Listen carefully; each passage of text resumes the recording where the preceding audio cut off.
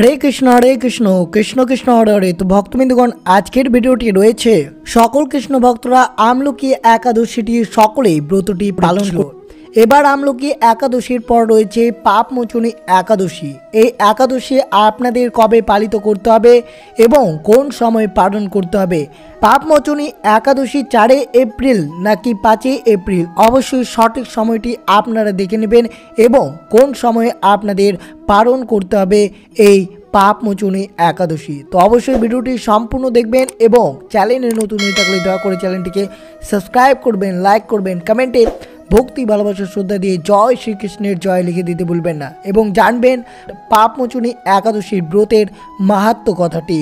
তো শ্রবণ করা যাক আজকের পাপমোচনী একাদশীর সঠিক সময়। পাপমোচনী একাদশী হলো হিন্দু ক্যালেন্ডারে 24টি একাদশীর মধ্যে শেষ একাদশী ব্রত। এটি হোলিকা দহন এবং চৈত্র নবরাত্রির মধ্যে পড়ে। এই পাপমোচনী একাদশীটি পাপমোচনী একাদশী হলো হিন্দু ক্যালেন্ডারের 24টি একাদশীর মধ্যে শেষ একাদশী ব্রত। এটি উত্তর ভারতীয় ক্যালেন্ডার অনুসারে চৈত্র মাসের কৃষ্ণপক্ষের একাদশী তিথিতে পড়ে। দক্ষিণ ভারতীয় পঞ্জিকা অনুসারে এই একাদশী ফাল্গুন মাসের পালন করা হয়। পাপা শব্দের অর্থ পাপ এবং মোচন অর্থ মুক্তি, অর্থাৎ পাপ থেকে মুক্তি। যে সকল কৃষ্ণ ভক্তরা এই পাপমোচনী একাদশী ব্রতটি পালন করবেন তারা সকল পাপ থেকে খুব সহজেই মুক্ত পাবেন। তাই পাপমোচনী একাদশীর সমস্ত পাপ থেকে মুক্ত দিতে সাহায্য করে এই পাপমোচনী একাদশীটি। এটি হোলিকা দহন এবং চৈত্র নবরাত্রির মধ্যে পড়ে। এই দিনে ভগবান বিষ্ণুর যথাযথ ব্রত বিধি দ্বারা পুজো করা হয়। পাপমোচনী একাদশীর দিন নিন্দা ও মিথ্যা বলা এড়িয়ে চলা উচিত। এই দিনে উপবাস পালনের মাধ্যমে বীরত্ব, স্বর্ণ চুরি, মদ্যপান, অহিংসা, ভ্রূণ হত্যা সহ বহু পাপ থেকে মুক্ত খুব সহজেই পাওয়া যায় এই পাপমোচনী একাদশী ব্রতের মাধ্যমে। এই পাপমোচনী একাদশীর সঠিক সময় হচ্ছে, অর্থাৎ পাপমোচনী একাদশী ব্রত পালন করতে হবে আপনাদের 4 এপ্রিল বৃহস্পতিবার। আপনাদের পালন করতে হবে 5 এপ্রিল শুক্রবার সকাল 6:19 থেকে 8:46 মধ্যে। আপনাদের সকল কৃষ্ণ ভক্তদের এই সময় পালন করে নিতে হবে। পাপমোচনী একাদশী ব্রতের পুজোর পদ্ধতি। যে নিয়মে পুজো করলে যা সমস্ত পাপ থেকে আপনারা সহজেই মুক্তি পাবেন। একাদশীতে সূর্যোদয়ের সময়ে স্নানের পর উপবাস সংকল্প করতে হবে। এরপর ষোড়শ পাচর পদ্ধতিতে ভগবান বিষ্ণুর পুজো করুন এবং পুজোর শেষে ধূপ, প্রদীপ, চন্দন, ফল ইত্যাদি দিয়ে ভগবানকে আরতি করতে হবে। এই দিনে ভিক্ষুক, অভাবী ব্যক্তি এবং ব্রাহ্মণদের অবশ্যই দান এবং খাবার দিতে হবে। পাপমোচনী একাদশীর দিন রাত্রি জাগরণ করলে উপবাস থাকতে হবে এবং দ্বাদশীর পরের দিন উপবাস ভাঙতে হবে। বিশ্বাস করা হয় যে এই উপবাস পালন করলে পাপ দূর হয় এবং সুখ সমৃদ্ধি খুব সহজেই লাভ করা যায়। একাদশীর তিথি, জাগরণ ও বহুগুণ পুণ্য ফল এই একাদশীতে পাওয়া যায়। পাপমোচনী একাদশী অত্যন্ত অনুকূল এবং যে ব্যক্তি এই বিশেষ দিনে উপবাস করেন তিনি তার পাপ থেকে মুক্ত হন এবং একটি শান্তিপূর্ণ ও সুখ জীবন যাপন করেন। একাদশীর দর্শনে ভক্তরা দর্শন ও চিন্তায় স্বচ্ছন্দ লাভ করেন এবং একই সাথে সমস্ত দুঃখ, মানসিক কষ্ট থেকে মুক্ত পান। পাপমোচনী একাদশীর উপবাস পালন করে ভক্তরা অঢেল সম্পদ লাভ করে থাকে। তাই অবশ্যই সকল কৃষ্ণ ভক্তদের উদ্দেশ্যে 4 এপ্রিল বৃহস্পতিবার অবশ্যই এই পাপমোচনী একাদশীটি অবশ্যই সকল এবং পরিবারের সকল সদস্য মিলে এই পাপমোচনী একাদশীর ব্রতটি অবশ্যই করবেন। পাপমোচনী একাদশীর বিভিন্ন আচার ও উদযাপন দশমীর দিন শুরু হয়, যা একাদশীর একদিন আগে সমস্ত ভক্তরা কঠোর উপবাস পালন করে এবং খাদ্য ও জল গ্রহণ থেকে নিজেদের দূরে রাখে। এই পাপমোচনী একাদশীর উপবাসে জল ও ফলমূল খেতে পারেন। ভক্তরা খুব ভোরে ঘুম থেকে উঠে নিকটবর্তী নদীতে পবিত্র স্নান করতে হবে। স্নান করার পরে ভক্তরা ভগবান বিষ্ণুর পুজো করে যেখানে তারা দেবতাকে পবিত্র প্রসাদ, ধূপকাঠি, চন্দনের পেস্ট এবং ফুল অবশ্যই অর্পণ করবেন। কিন্তু এই কথাটি আপনাদের বিশেষ মনে রাখতে হবে, ভগবান বিষ্ণুর উপাসনা করার সময় তুলসী পাতা না রাখলে আপনার পুজো অসম্পূর্ণ বলে মনে করা হয়। তাই অবশ্যই আপনারা প্রসাদে তুলসী পাতা অবশ্যই অর্পণ করবেন। পাপমোচনী একাদশীতে আপনি যদি মহাভক্তি পবিত্রতাপূর্ণ উপায়ে ভগবান বিষ্ণুর পুজো করেন তাহলে আপনি অপার আশীর্বাদ পাবেন। আপনি যদি পাপমোচনী একাদশীতে উপবাস করেন তবে একই দিনে আপনার উপবাস ভঙ্গ করা উচিত নয়, কিন্তু আপনি যদি আপনার উপবাস সম্পর্কে এতটাই কঠোর না হন তবে আপনার ক্ষুধা নিবারণের জন্য আপনি কিছু ফল এবং দুধ খেতে পারেন। সাধারণত একাদশীর পরের দিন পালনের সময় মানুষ উপবাস ভঙ্গ করে। ভক্তরা এই শুভ দিনে পাপমোচনী একাদশীর গল্প পাঠ করেন। ভগবান বিষ্ণুর মন্ত্র জপ খারাপ কাজ থেকে মুক্ত পেতে উপকারী বলে মনে করা হয়। তাই এই শুভ একাদশীতে সত্যনারায়ণের কথা শুনলে বা আপনার সব ইচ্ছা পূরণ হবে।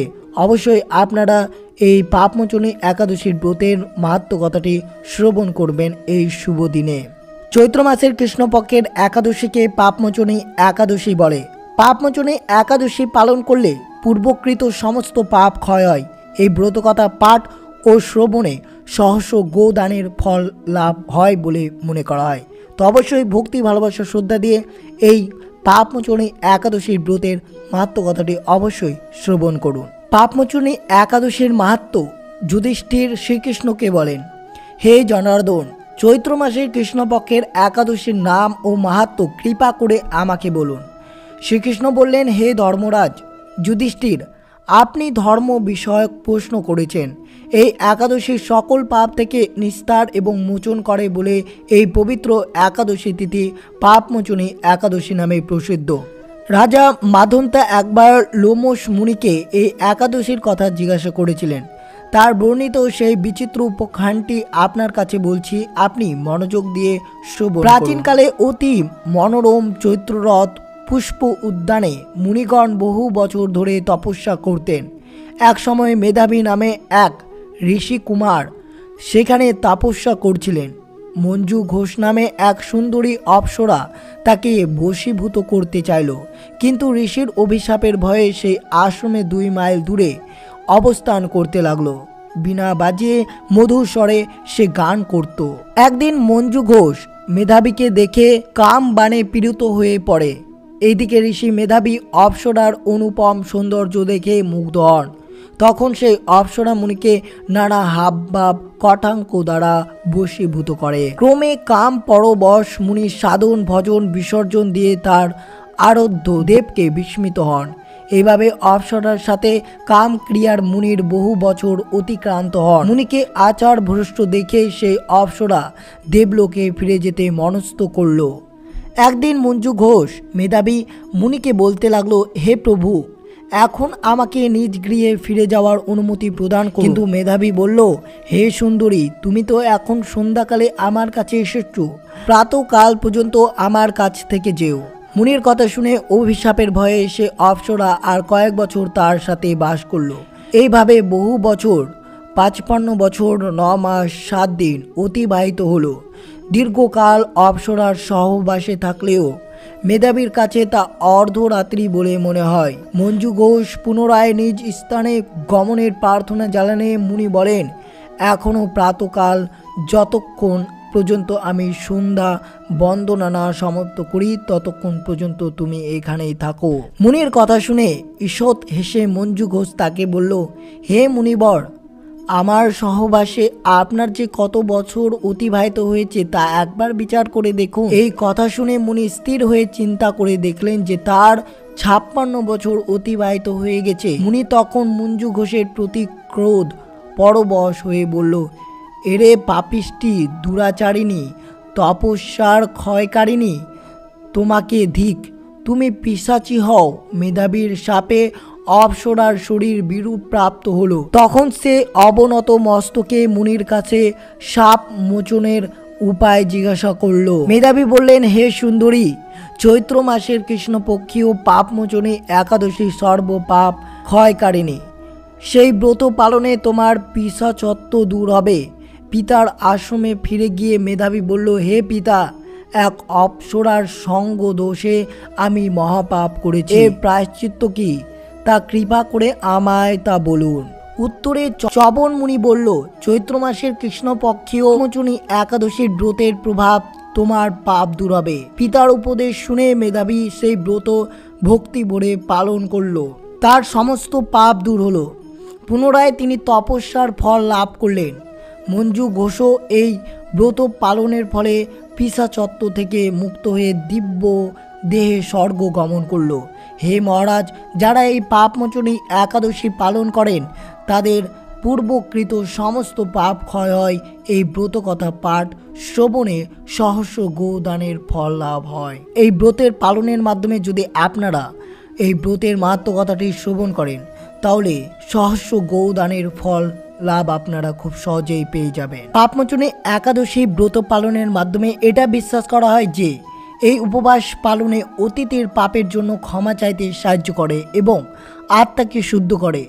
ভক্তরা বিশ্বাস করেন যে ভক্তি আন্তরিকতার সাথে এই একাদশী পালন করলে তার মোক্ষ লাভ করতে পারে, তাদের অতীতের পাপ থেকে সহজেই মুক্ত পেতে পারে। পাপমোচনী একাদশীর দিন ভক্তরা দিনব্যাপী উপবাস পালন করে এবং ভগবান বিষ্ণুকে উৎসর্গীকৃত বিভিন্ন আচার পালন করে। তারা শস্য খাওয়া এড়ায় এবং প্রার্থনা, ধর্মীয় গ্রন্থ পাঠ, মন্দির পরিদর্শন এবং বস্তু ও খাদ্য দান করার মতো দাতব্য কাজ করে দিন কাটায়। কিছু ভক্তরাও সারা রাত জেগে থাকেন, ভগবান বিষ্ণুর উদ্দেশ্যে প্রার্থনা ভজনে নিযুক্ত হয়ে থাকেন। অবশ্যই সকল ভক্তরা এই পাপমোচনী একাদশীর ব্রত পালনটি অবশ্যই সকলে মিলে করবেন 4 এপ্রিল বৃহস্পতিবার এবং পালনের সময় 5 এপ্রিল শুক্রবার। তো অবশ্যই সকলে মিলে এই পাপমোচনী একাদশীর ব্রত পালন করুন এবং অন্যদেরকে অবশ্যই উৎসাহিত করুন এই পাপমোচনী একাদশীর ব্রত পালন করতে। তো এই ছিল ভিডিওটি ভালো লাগলে অবশ্যই চ্যানেলটিকে সাবস্ক্রাইব করবেন, লাইক করবেন, কমেন্টে ভক্তি ভালোবাসা শ্রদ্ধা দিয়ে জয় শ্রীকৃষ্ণের জয় লিখে দিতে ভুলবেন না এবং আপনি কোথায় থেকে ভিডিওটি দেখছেন তা অবশ্যই কমেন্ট করে জানাবেন এবং ভিডিওটি আপনার আত্মীয় বা ভক্ত বা বন্ধুদের সাথে অবশ্যই শেয়ার করবেন। সুস্থ থাকবেন, সতর্ক থাকবেন। জয় শ্রীকৃষ্ণ, রাধে রাধে।